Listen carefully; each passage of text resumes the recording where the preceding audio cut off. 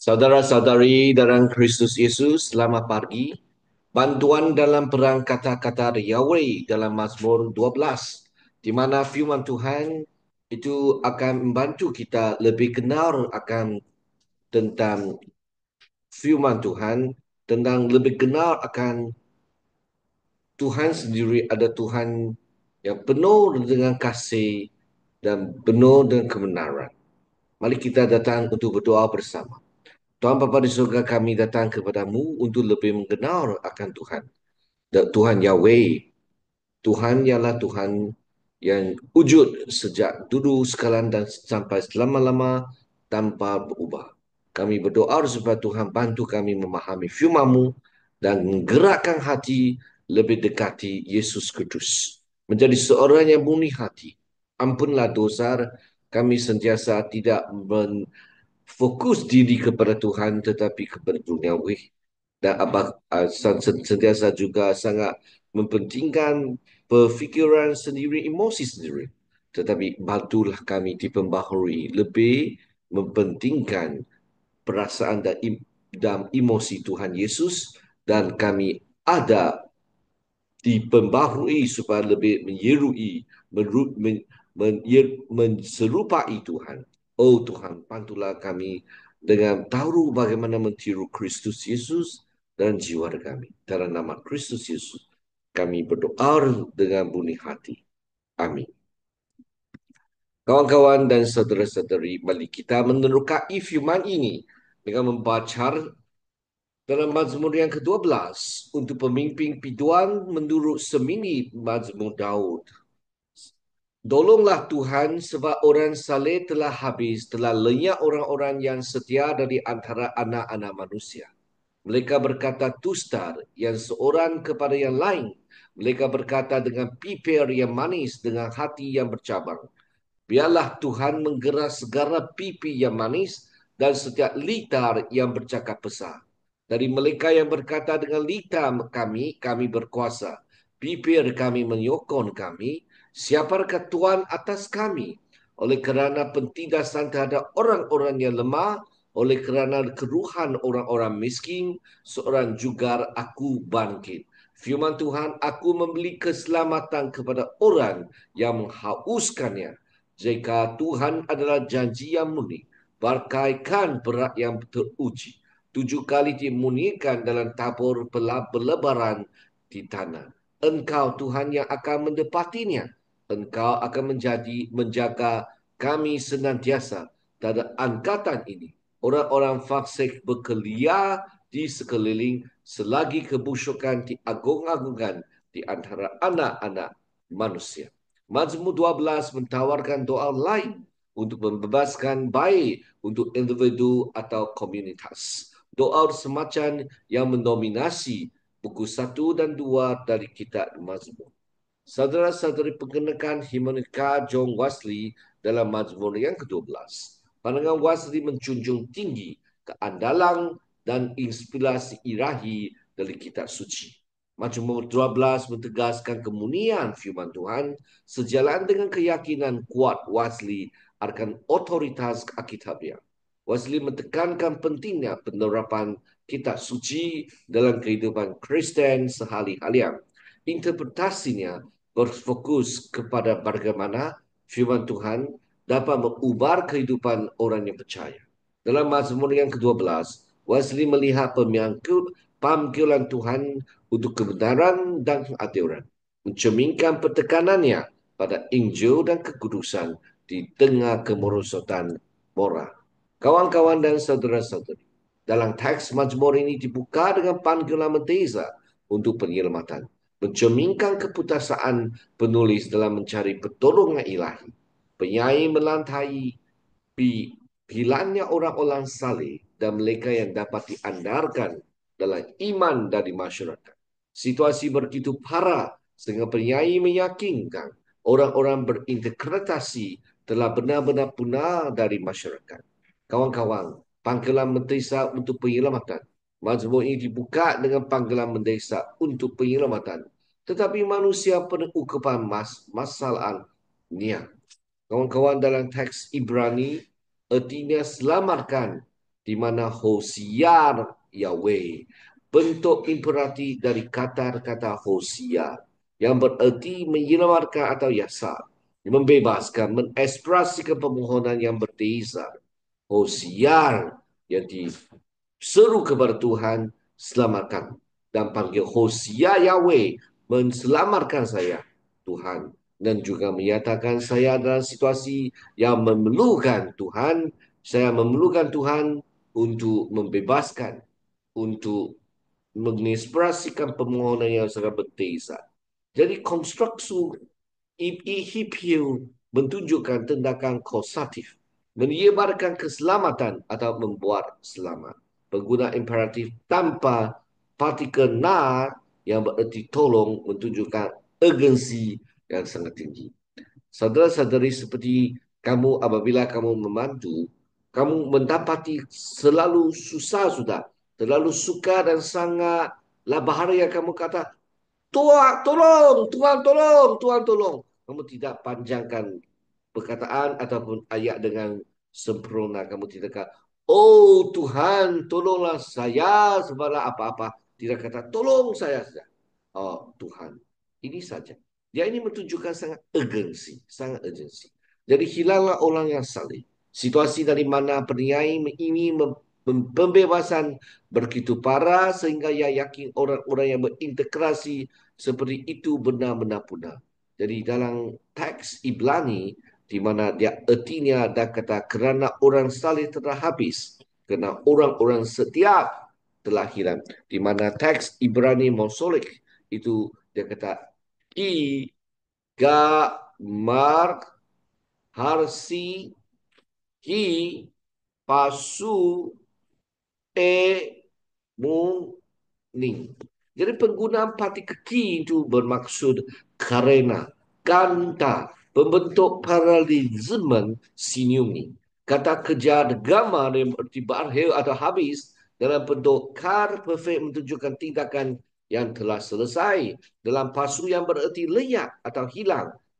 Jadi saudara-saudari di sini itu kemar itu menunjukkan sedemikian.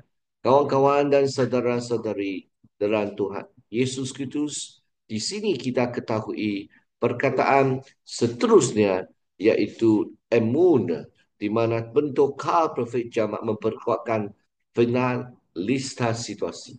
Jadi pura kalimat ayat ini menggunakan karisma struktur ABBA, karisma gamma berakhir paralel dengan pasu lenyap. Jadi hasil orang saleh paralel dengan emuni orang-orang yang setia. Jadi makna morfologis, hasil ini kata benar dan minoti dari hasil yang berarti kasih setia atau kesetiaan dalam covenant atau perjanjian emuni, bentuk jamak dari emunah yang berarti kesetiaan atau kepercayaan. Kawan-kawan dan saudara-saudari, kebohongan orang sombong secara khusus pemanjemur terbebani oleh kesiang-kesiang dan kecurangan yang melajarilah di sekeliling dalam wawancara publik. Ucapan yang melancuni lingkungan sosial setinggi yang bisa diterima apa adanya. Krisis integrasi mendorong permohonan agar Tuhan membungkam semua pihak yang memuji-muji dan setiap litar yang berpuar memotong pihak dan litar mungkin tidak menunjuk kepada multitalasi sebenarnya, tetapi secara metode ini untuk menghilangkan orang-orang berbicara palsu. Dalam beberapa hukum timur dekat gunung, pepenuhan pipir dan pepenuhan litar secara hafiat adalah hukuman yang diwajibkan untuk kejahatan tertentu. Bukan tidak mungkin bahawa pemajmur memiliki tindakan Tuhan, ini dalam fikirannya. Teks Ibrani ke sia-sia atau kepalsuan. Kita perlu mereka berbicara, menunjukkan tindakan berkata dusta yang berulang. Secara khusus pemajmur terbani oleh kesian-kesian atau kepalsuan dan kecurangan yang marah jela di wajana publik. Ucapan merancuni lingkungan sosial. Teks Yunani, ceiri, bifir. Tatoria yang menipu. Bermakna people yang menipu. Krisis integritas itu terlihat dalam frasa Ibrani sitei, di mana people jalakor reaching atau mentipu yang menggunakan konstruk state untuk menunjukkan hubungan keperiharan antara people dan sifat yang leaching atau menipu. Kata yaklekre, dia akan memotong dalam teks Ibrani merupakan kata kerja hifir imperfect, konteks sukun timur tegak gunung seperti yang terlihat dalam dokumen-dokumen Mesopotamia memperkuatkan pemahaman bahawa pemazmur mengharapkan intervensi ilahi yang tegas terhadap kebohongan. Jadi tolonglah Tuhan sebab orang saleh telah habis. Wesley mentafsirkan ini sebagai satu tanda kemerosakan moral dan spiritual. Dia menekankan bahawa di masa-masa kejahatan, orang-orang beriman harus dengan sungguh-sungguh mencari campur tangan Tuhan. Ketiadaan orang-orang yang dapat dipercayai mencerminkan masyarakat moral yang sosial yang merosot, sesuatu yang sering diperingati John Wesley. John Wesley yang sangat tentang kemunafikan dalam kehidupan yang beragama akan memandangi sebagai kecaman terhadap pertimbuhan terutama dalam kepimpinan dan hak-hak spiritual.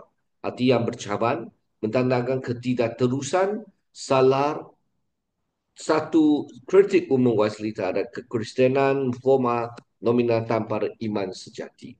Jadi orang fase itu berbicara dengan kesombongan, mengatakan kami dan tidak ada orang lain. Termasuk Tuhan yang mengendalikan ucapan kami. Kami akan berbicara sesuka hati kami. Ini menunjukkan sikap memperontak yang secara langsung tentang Yahweh. Orang-orang miskin dan tertindas mengeru kepada Yahweh. Mereka menderita di bawah kesombongan dan pentindasan orang fasik yang menolak tunduk kepada otoritas ilahi. Sebagai tanggapan atas keluhan orang miskin dan tertindas, Yahweh bangkit dari taktanya untuk bertindak. Aku akan bangkit sekarang, menggambarkan Raja Yahweh yang akan memimpin pasukannya dalam pertempuran. Jadi kawan-kawan, kesombongan orang fasik. Di sini kata kejar Nabi menunjukkan tekad kuat untuk menguasai. Mereka menyatakan dengan sombong, kami dan tidak ada orang lain termasuk Tuhan yang mengendalikan ucapan kami. Jadi dalam Megalu no. Uman mentekankan niat mentinggikan diri. Dia adalah sikap yang memperontak ini secara langsung menentang Yahweh dan anak-anaknya yang diurapi. Menunjukkan Yahweh bangkit bertindak. Ini menunjukkan tindakan aku di mana akan datang dengan kepastian ilahi. Aku akan bangkit sekalian. Menggambarkan Raja Yahweh yang bangkit dari taktanya untuk memimpin pasukannya dalam pertempuran. Kawan-kawan, saudara-saudari, dalam penerokaan ini, kita mengetahui Hermeneutika John Wesley yang dalam Mazmur 12 ayat 3 sampai 5 paragraf kedua, Tuhan akan menggerak segala pipi yang manis, berhakimat ilahi atas orang yang fasik. Wesley melihat sebagai jaminan keadilan Tuhan.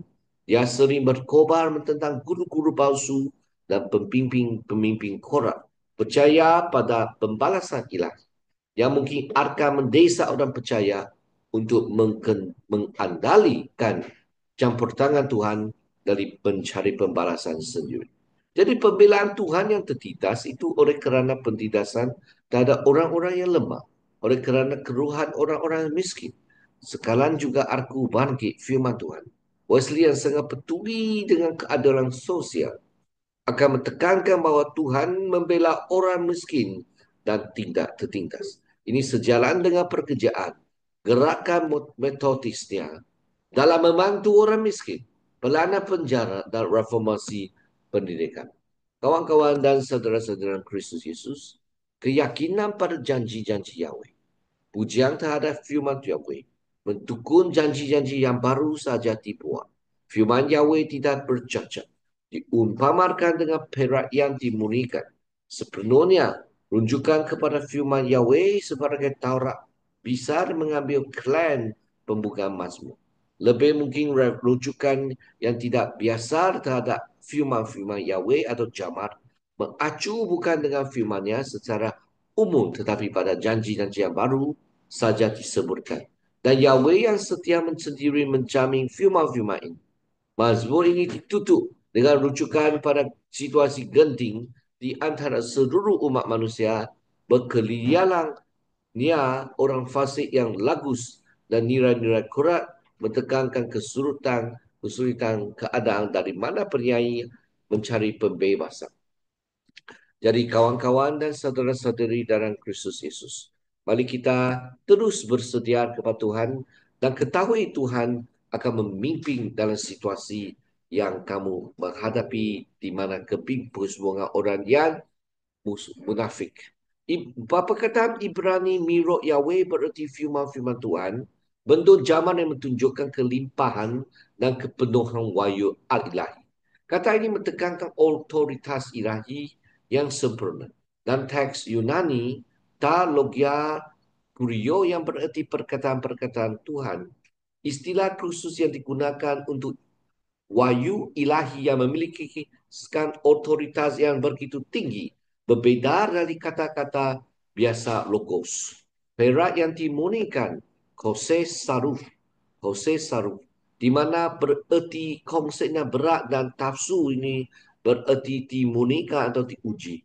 Metafora ini menggambarkan proses pemurnian dengan teliti di mana perak dipanaskan berulang kali untuk menghilangkan segala ketidakmurnian, menyemburkan kesempurnaan dan kemunian absolut dari firman Tuhan.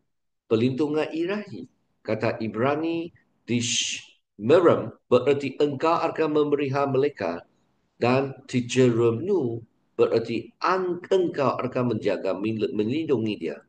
Dalam bahasa Yunani, Velases ini berarti engkau akan menjaga dengan berwaspada, menunjukkan perlindungan aktif dan terus-menerus dari Tuhan seperti penjaga yang selalu siaga.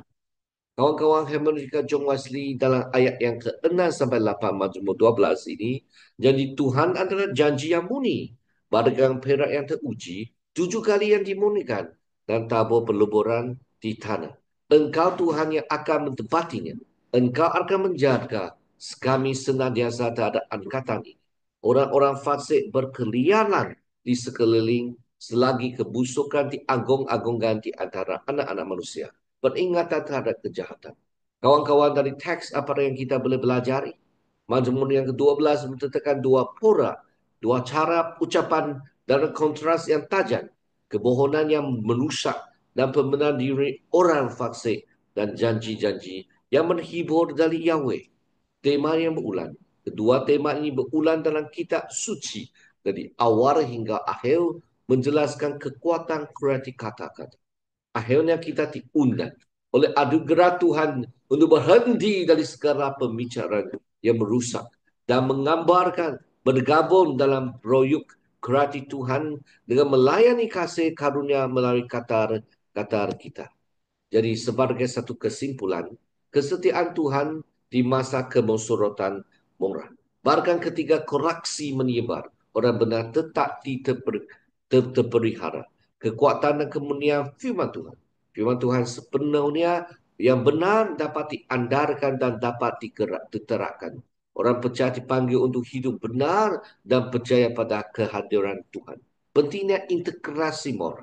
Perhatian khusus Tuhan bagi orang miskin dan tertindas. Mazmur ini sejarah dengan reformasi sosial Wesley dan tugas Kristen untuk mengangkat orang yang membutuhkan. Jadi pada akhirnya, kita diajar untuk menolong orang percaya untuk mengandalkan janji-janji Tuhan, mengejar ketulusan dan secara aktif melawan kemusyratan moral dan spiritual dalam masyarakat. Saudara-saudari, marilah kita doa bersama. Tuhan Bapa di surga, bantulah kami sentiasa bersandung kepada Tuhan, walaupun dalam situasi kemusyratan moral dan kemunafikan orang-orang. Tapi Tuhan kami tetap ada Tuhan Yesus dan membimbing kami dalam jalan sehari-harian demi kemuliaan Tuhan. Dan puji Tuhan, untuk memuji Tuhan dan untuk berterima kasih atas karunia anugerah Tuhan. Dalam nama Yesus Kristus kami berdoa bersama. Amin. Semoga Tuhan memberkatimu dan semoga Tuhan bersamamu setiap hari dan kita jumpa lagi. Bye.